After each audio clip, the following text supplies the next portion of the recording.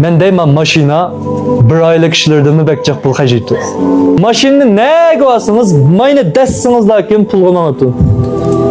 Dessingizlarki tim çaçanga pul to'laysiz. Bavshanga pul to'laysiz. Remont haqqi, asrash haqqi hammaga pul to'laysiz shundami? Bundaqda mashina sotib olganingiz nima? Shu mashina shirkatini bayqisiz, joyizanni bayqisiz, tok shirkatini bayqisiz, remontxonni bayqisiz, uni bayqisiz, buni bayqisiz. Sizcha siz kundan kunga bilib bilmay namratlashsiz. Mashina ko'pchilik har kun sizni majburlamaydi. Sizni papilaydi, sizga yuz obro' ataqdi, sizni hurmatlaydi, xotiningdek sizga amraydi. Keyin 10 yildan keyin bilib bilmay 1,5 ming puldan ayrilib qolasiz. Mashinangiz qancha qiymat bo'lsa, ayrilib qolgan pulingiz shuncha qiymatidir. Undan keyin siz yana o'yasiz shunda-da. Yaxshi. O'yiling davomli. O'yag'andan keyin shundami? Menda nap bo'yicha apetlam sotaysiz 200 ming qo'yib kelgan. Tushunasizmi? Pul uchib keladi sizga. Siz qon taringizga topmaganmi pulni? Qon sotib emgak uchun sotib topmaganmi pulni?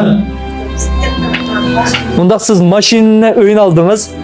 O'yimi sizni majburlamaydi qarindishim.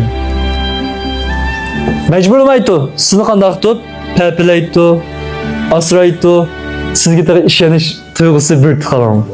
O'y sizga nima deydi bilamsiz? Uyni sotib olgandan keyin ijara topshirmaysiz deydi. Rasmi? Ha? Sizga matematika darsini tantarbiya ma'lum o'rgatibdi.